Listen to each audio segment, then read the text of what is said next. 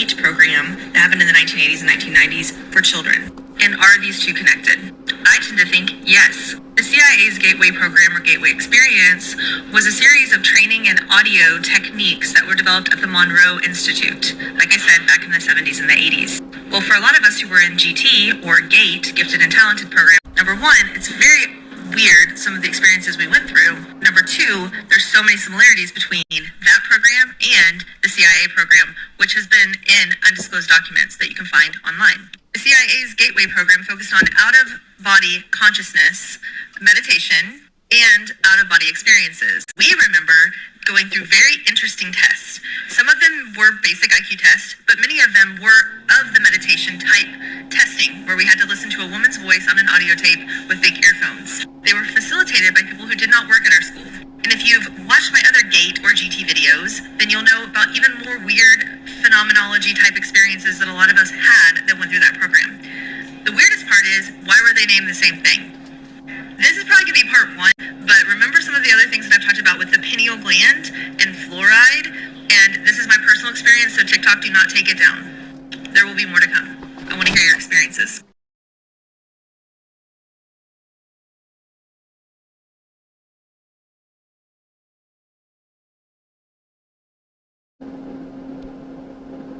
In Morse code. Here's one of them.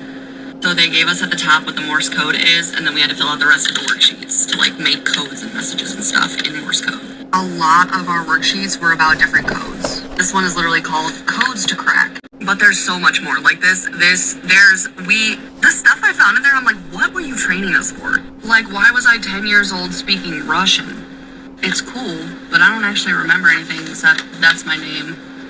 So, I do remember that. Do you have an impossible time remembering specific details of what happened in those classes? More specifically, is one of the things that sticks out in your memory of this class being forced at the beginning to take a drink of a medication in a little paper cup? Some people report it being brightly colored, pink, purple, orange, and a lot of people reported having a chalky texture. It was explained to you that this was a simple fluoride treatment that all children had to do, and you were heavily coerced into drinking it. But there are thousands of us who have little to no memories of what happened in those classes beyond the point of drinking it.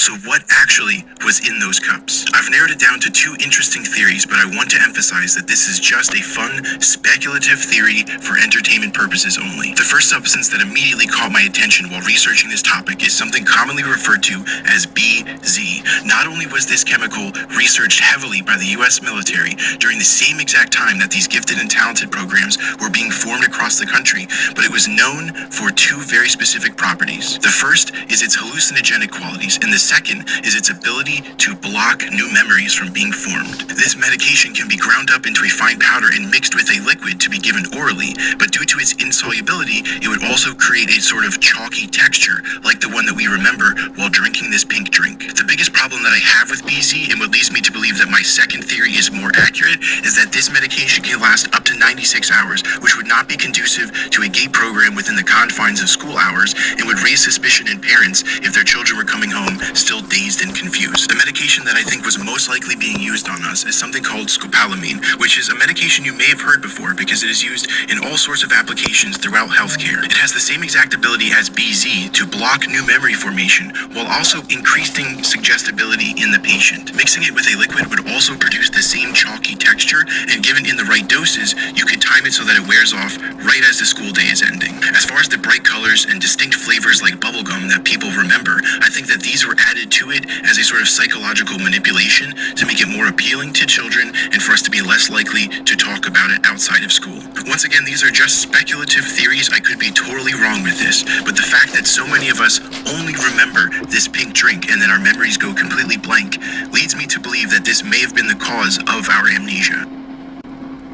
Have an image at the top, and there's sort of a warning: the following images might trigger old burdened memories. And then there's the SRA cards. Who remembers those? The reading laboratory cards.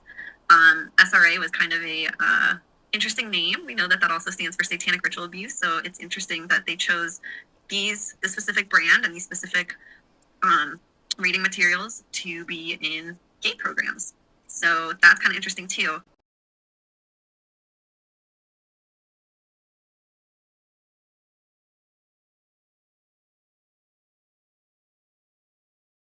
was designed to find kids who were predisposed to this ability to have out-of-body experiences and somehow harness it. While I was in this program as a kid, I started developing horrible nightmares and really a fear of falling asleep in general. And one of the biggest reasons why I was so scared to fall asleep is I would start to hear voices. It sounded like distant, far-off mumbling of a group of men, almost like I was in some sort of laboratory setting and they were talking about me, and sometimes it felt like they were upset with me and angry, and this terrified me as a child. Now, this memory was completely locked away. I didn't consciously have knowledge of it until I started using the Gateway tapes, and through this series of hypnosis tapes, I started getting right up against the edge of this point where you would leave your body and astral project, and I started hearing those mumbling voices again, and then all of that came rushing back to me, and it freaked me out a little bit, and honestly, I didn't touch the tapes for a long time after that. Now, the second and even crazier thing having to do with the GATE program as a kid and these Gateway tapes, using these Gateway tapes to try and have an out-of-body experience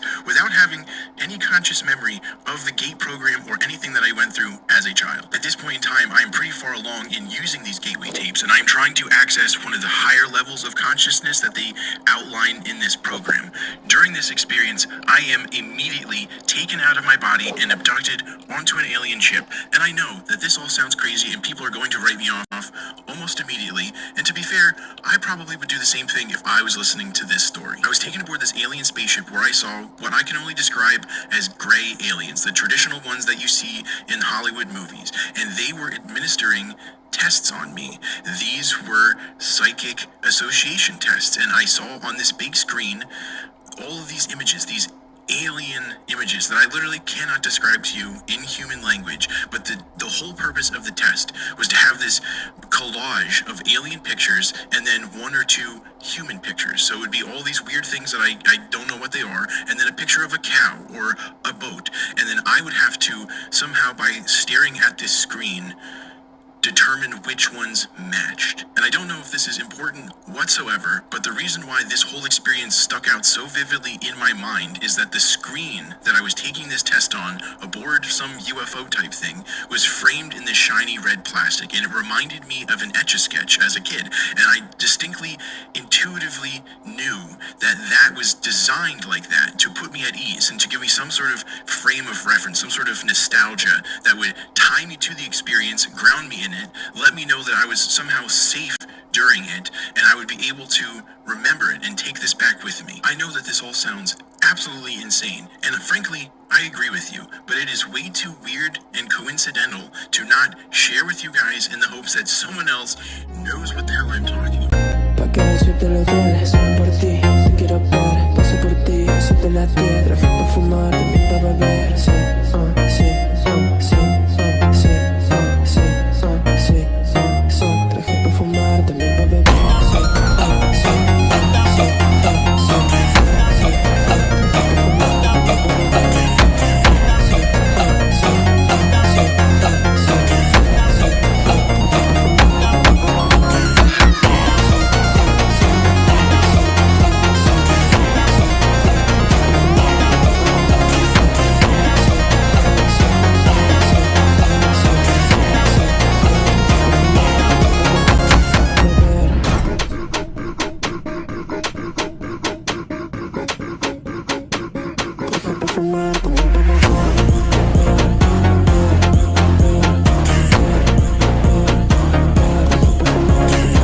Suddenly, from nowhere, a brightly lit object appears.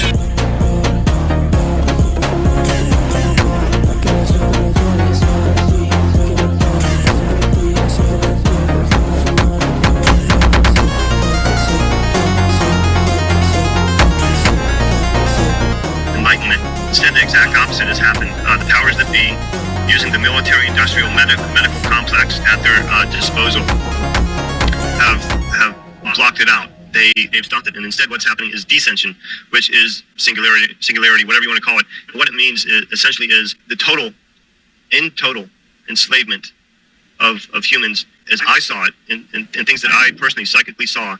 Humans being reduced more to actually a two-dimensional level, being like cartoon characters, really arcanized. I think we needed to have been rescued. The good guys needed to have won.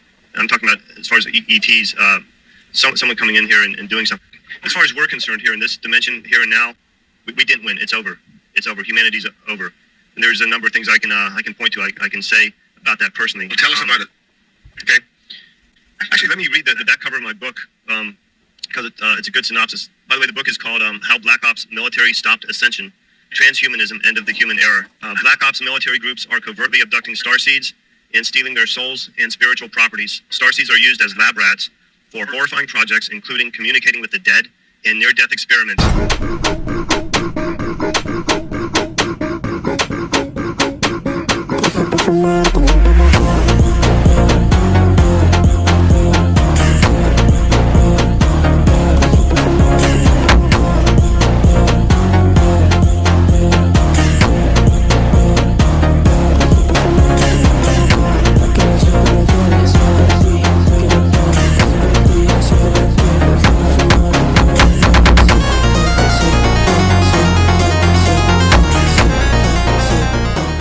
Following the story of Jacob in the Bible, and we've been looking at this from a standpoint of mystically evaluating the Bible on a spiritual basis, to the point of not accepting the fact that these people even existed. Because if they existed, then it becomes silliness and stories of people thousands of years ago that have no bearing on your life. But on the other hand, if we take and understand them as parts of your mind, part of your being, each one representing a different part. Now, you just can't do this on the basis of saying, well, I think that's what it means. If you have an opportunity, maybe at another time, you can look at the Bible in Galatians chapter 4, verse 24. It says these things are allegorical. It says in Psalm 78, too, that God speaks in dark sayings, hidden meanings. It says in Proverbs 1:6 that wisdom is understanding these hidden meanings, dark sayings. These are allegorical writings of Eastern people from thousands of years ago, and this is the way they wrote. And they wrote to deliberately hide things from the profane, and they become apparent to you when you begin to meditate, when you begin to understand. It always is a wonder to me that the people that will attack what I'm doing here are the same people who will sit down with the Bible and honestly believe that there were two Englishmen running around, an Englishman named Adam and an English lady named Eve with no clothes on, stark naked, and didn't realize that they were naked until they were told by a talking snake. And this is the basis of their religion. How do you know you don't have any clothes on? A talking snake told me. Sounds all right to me. Hallelujah. Praise God for that. And it's so bizarre. If you start looking at these things and start to try to understand things this way, you miss. What we had here in Jacob was a situation of all of us, each one of us, as we evolve away from that which is the conflicts with our nature, the conflicts with our mind, the conflicts with the system. The same things that Jacob is described as running into in this book, because we don't understand our purpose. We don't understand our reasoning. And he gets to a point where you get to this point where you've got everything, but he's got to somehow fulfill himself, because in the beginning he sees everything going to the physical side. And yet he's got a drain in the spiritual side. And in order to get attention to his spiritual side, he has to deceive his father, who is Isaac. And what that means is when you come into meditation, you'll sit there and your mind will drive you crazy. You'll be driven crazy by myriads of thoughts that will come in. And so then you'll come up with gimmicks. You'll come up with Om, or you come up with Nam Myoho Renge, or you'll come up with sounds from a speaker, or you put birds chirping on your ears, anything, because you're trying to deceive your mind. And then eventually you will deceive your mind to the point where your spirit will start to activate. Things will start to happen. The pineal gland of the brain will start to come alive. All of these things will start to happen in you because you're starting to function with that new part that you've long neglected. Do you know what the metaphysical understand? This is, Christianity is a Greek religion, and this is all Greek. And there are 5 stages of consciousness in Greek. And the first stage is earth. The second stage is water. The third stage is air. The fourth is fire. And the fifth is a new mind. And that's why you have to be baptized. You have to take the lower mind. You have to put it into the truth, which is water, which is the second stage of consciousness, which you will then rise up into the air, which is the third stage of consciousness, which is nirvana, where there is no thought. And then you will hit that, which is the fourth stage, which is fire, which is spirit, and your mind will be renewed. That's baptism. It has nothing to do with real water. That's why Paul said, stop baptizing. Stop sticking people's heads in water.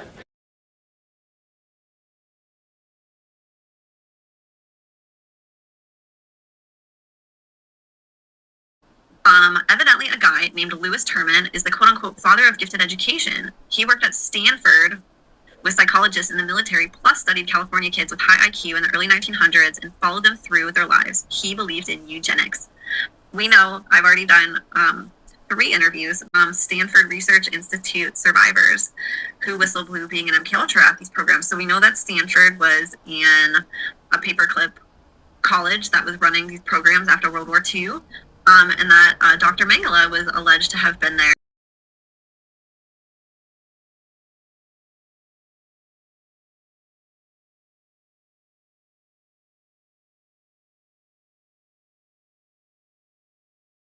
On the second part of this comment, it says, but I don't have any memories, just a feeling that I was MK'd.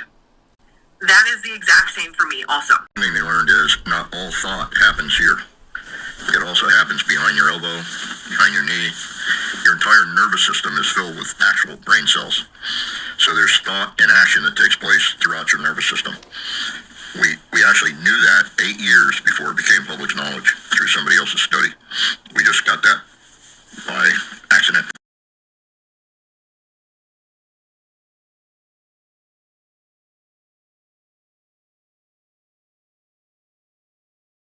Of our brain deals with more emotional, creative, and concepts of beauty and truth. Okay. Now, what Robert Monroe's theory was that they discovered that potentially through psychedelics, you can suppress the left side of your brain and open you up more to the spiritual realm. But his proposition was that you didn't have to use psychedelics, that you could actually use different frequencies and vibrations and meditation techniques to suppress that left side of the brain so that you could open your right side of the brain to this spiritual realm. This technique was essentially used as a spy technique. This was used to get information from people that they wouldn't have physical access to. And that is why the CIA was interested in this intelligence. Gateway report describes Hemisync as a lamp versus a laser. The natural state of the human mind is like a lamp that emits light, but it's chaotic and messy and uneven. Hemisync lets the mind operate like a laser, producing a focused stream of energy. When the frequency and amplitude of the human brain are brought into sync, it's possible to accelerate and raise the vibrational levels of the mind. As the mind resonates higher and higher, it can synchronize with the more complex energy levels in the universe. At these levels, the mind is capable of processing information in the same way it processes the energy of our current reality. In other words, you can see and feel and understand these other states of reality as easily as you understand this one. Now, ironically enough, they proved that the spiritual realm exists.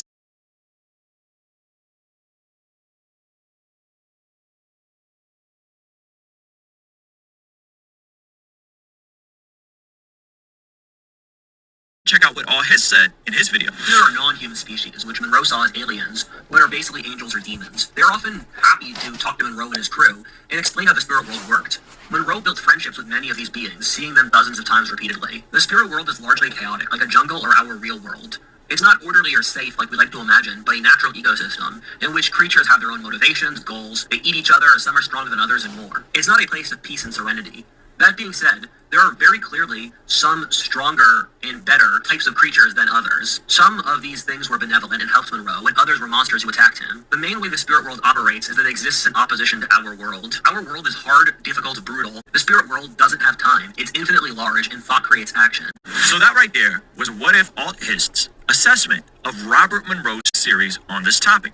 That he didn't just go into the spiritual realm and it was all pleasantries, that there's demons that would attack him, and that these spirit beings, sounds a lot like Michael Heiser's work about the Nephilim, the other worlds, the Elohims, and their desire to inhabit humans. Sounds a lot like demon possession. This is not stuff that anyone should be dabbling with.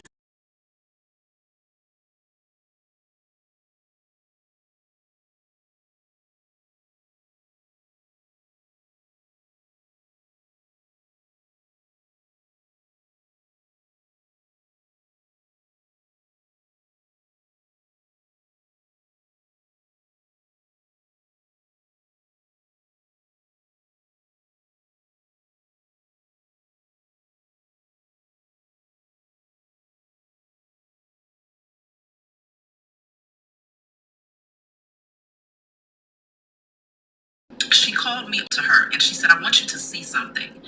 And she showed me something on a screen. It wasn't quite a TV, but it was a screen, okay? She had me look into it, and they were actually monitoring people. They were walking through like some sort of security thing, almost like the security things that they have at the airport. The man said, we're checking for those who have the largest wingspan.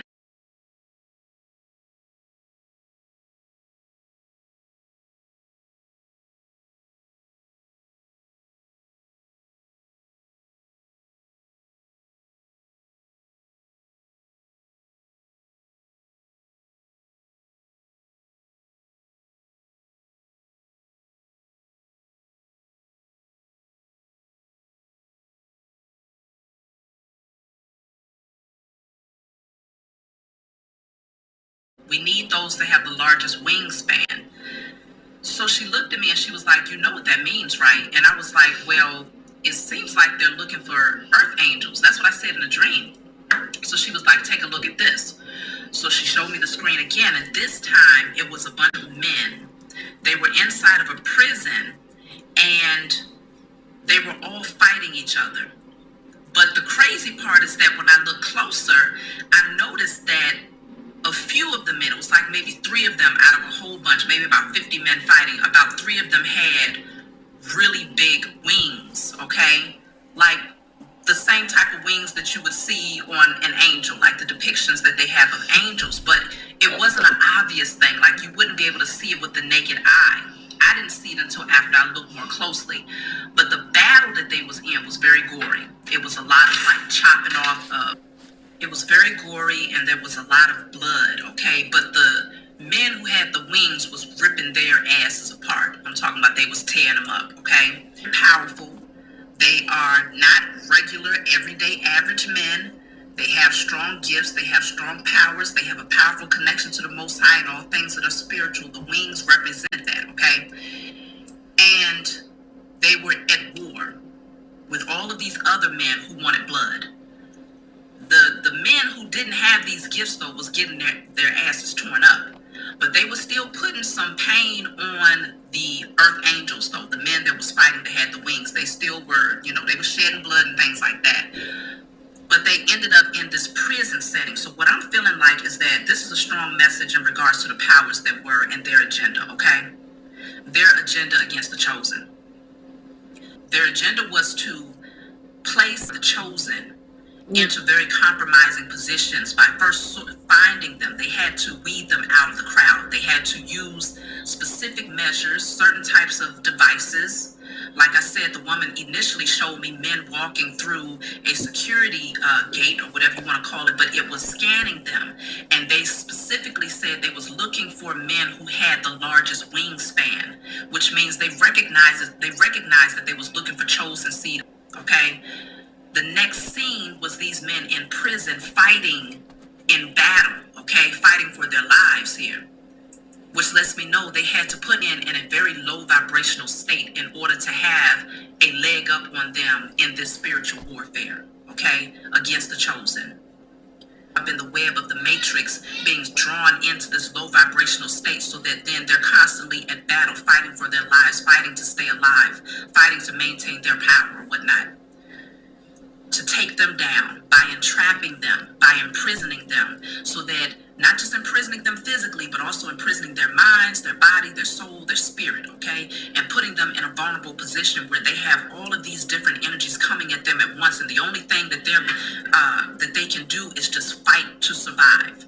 So they placed them into survival mode. They distracted them in survival mode, fighting for their life, like literally.